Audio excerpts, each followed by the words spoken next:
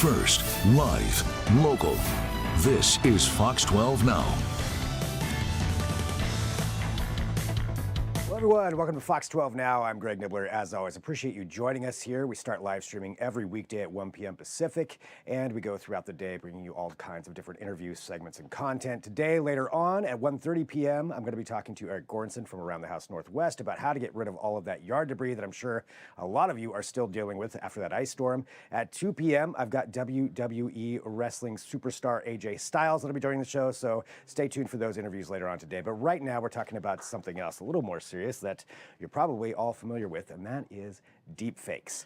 If you're not familiar with deepfakes, you've probably seen one and just didn't realize it, and that's part of the problem. It's really AI or image editing software being used to manipulate photos, videos, or even audio into something that it really isn't. Usually that involves making it look like somebody did something or said something that they didn't actually say. The case in point is in New Hampshire during the recent primaries. There were allegedly phone calls that were sent out to a lot of people there, potential voters, of Joe Biden, not actually President Joe Biden, encouraging people not to go out and vote. So that is something that's a big issue. The Attorney General there is looking into that. To talk about that a little bit more, I turned to the state of Washington and Secretary of State of how to combat that and how big of an issue this really could be coming up this year for elections. So let's go ahead and roll that right now.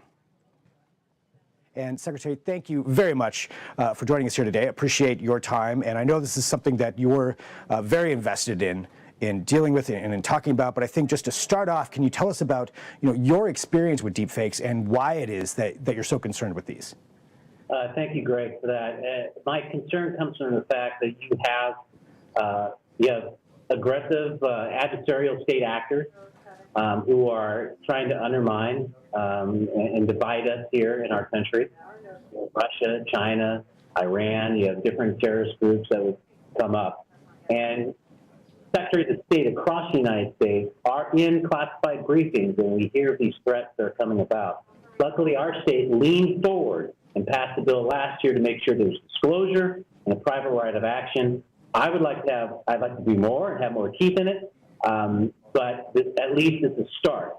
And Greg, I don't know if you know this, but it has been used in the past too. As recently as the invasion in Ukraine, Russia did a deepfake of Zelensky, where he was telling his armed forces to lay down his weapons. Luckily, that was caught right away. But that's just the tip of the iceberg. And that's true. It has been happening in a lot of places. You even see it outside of politics or wars with just celebrities or all kinds of different situations where that's happening. That's a little bit less dangerous than something like that, having Zelensky say, lay down your arms. And that's where the threat of this really comes in. So for you personally, and I want to get into the legislation, but before we do that, have you seen more instances of this being used here in the United States to attempt to influence people when it comes to politics or voting? The first time that was used was in New Hampshire. As you had reported, it sounded exactly like Joe Biden. Think of it. You could do something like a Zoom call and have an AI generated look like me or even sounds like me. If it's sometimes these elected officials, they do, you don't see their face, but it's a town hall through speakerphone, and it sounds exactly like the elected official. And that is the worry, especially going into this year. There's, every year that there's a huge election like we have coming up, there's issues, but this is certainly something where the use of this technology could influence so much. And talking about that, and I guess let's go into the legislation, if you don't mind, and just talking about specifically what it is that you led the way on there to help pass to combat these deepfakes. Yeah, so the bill that we passed basically says if you're going to do any type of AI-generated campaign piece, you have to disclose it. If you don't disclose it, there is a private right of action that you can do and seek damages. So that's currently what's going on right now. So if this would have happened, the deepfake would have happened here in the state of Washington, and we could identify the person that actually did it, then probably the Biden campaign could probably do a private right of action against that individual. How difficult would that be to identify who the person is that's behind those? So that's the thing that I want to put more teeth into it, is that really social media platforms and media outlets like yourself, if you are you're sold an advertisement. And so I would kind of put the burden upon them to be able to identify deepfake, because you're receiving the money, you're placing the ad on the air, or, on your social media platform. You should know better. And if something were to happen, my ideal law would be able to have some penalties at those platforms. And that makes sense as far as going after that if somebody does knowingly take money and then put that out onto their platform and knowing that this is a manipulated image or video or something along those lines. So there's going that route, but then you have things like this robocall, that I know the Attorney General of New Hampshire is investigating. That's probably not on any platform or anything necessarily. It's just these blanket calls that are coming out to, let's be honest, sometimes the people who are receiving these phone calls may be more at risk of being victim to being manipulated, and depending on who it is that they're reaching. And how do you go after somebody like that? Yeah, that's very hard, Greg, because you're absolutely right. I mean, these robocalls go out, and they're easy to make. They're very cheap.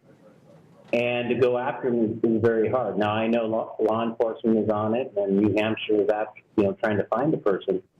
But those are the things I'm worried about. That's why this office, news media, puts out the word to people out there. They should question and maybe take a deeper dive at something that they see on social media platforms, or maybe a robocall, because they could be duped. It could be a deepfake. And something you mentioned too, as far as who the actors are that are putting these out, assuming political campaigns or actual entities, here within the U.S. are try to stay away from that. I'm not saying they are, they aren't, but assuming it's not them, this could be. You mentioned foreign actors, other governments. That's got to be really difficult to combat and go after when there's so many different avenues for them to get that message out. It's very difficult, but it is something that they're doing right now. So that's why we all have to, we got to remember, Republicans, Democrats, we're all Americans, and we all have to be aware of what's out there. And all it takes is doing a pause, right? Finding out what you're watching, what you're listening to, finding out if it's real or not. It's like when you see something on Facebook or X. Just take the time and look behind the story that you're seeing. Do you think this is something, obviously with you in Washington, you've got this law here that's a start, as you mentioned, to combat some of this stuff. Do you think that we need a national law adopted to combat deepfakes? I absolutely think we have to do that because AI is getting better. You can just go to any movie theater, any sci-fi movie, and you can actually see, things look real. So imagine a state actor that has all those resources. I guarantee you they will have the ability to have somebody, looks like exactly like the elected official, sounds like the elected official, for putting out the information.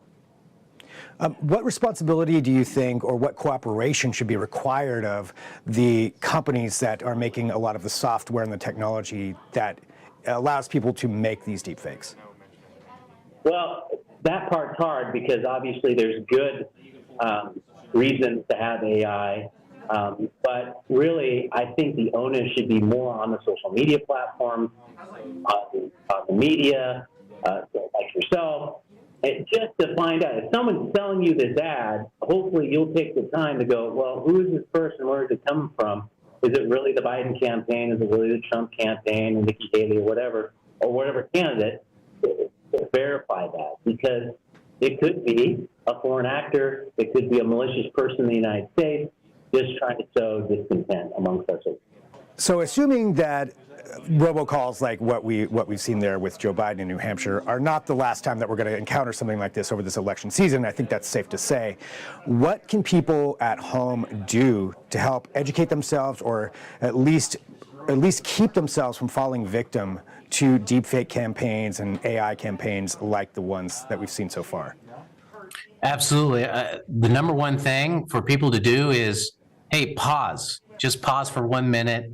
What you're seeing on X or what you're seeing on Facebook or whatever social media platform you use, just pause and ask yourself, is this person credible? Is this story that I'm reading, is it true? Is it validated? Go check on your news media.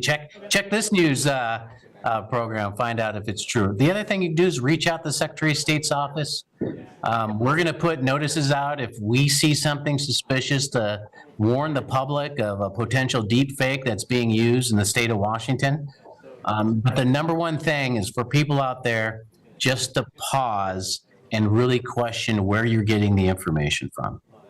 Well, Secretary of State, thank you very much for joining me here to talk about this. Appreciate your time. Best of luck combating this as we all do going forward. And thanks for being here with us on Fox 12 Now. All right, coming back there, that was a shot of Portland. So some interesting ideas there from the Secretary of State there in Washington about how to combat it. I think certainly we're going to need something much more robust to really go after this and try to stop the influence that this could have on things. There are also, just as a follow-up for your awareness, a number of companies that are working on deepfake detection tools that are even out there right now. Even Intel has one. About how widely that's utilized and being implemented is a bit of a question right there. So we will, for sure, I can guarantee on this, have more follow-ups on this subject in particular because of how important it's going to be, especially this year with all the elections. But the one thing the Secretary of State did say, stop and pause if you do see something that seems a little bit off.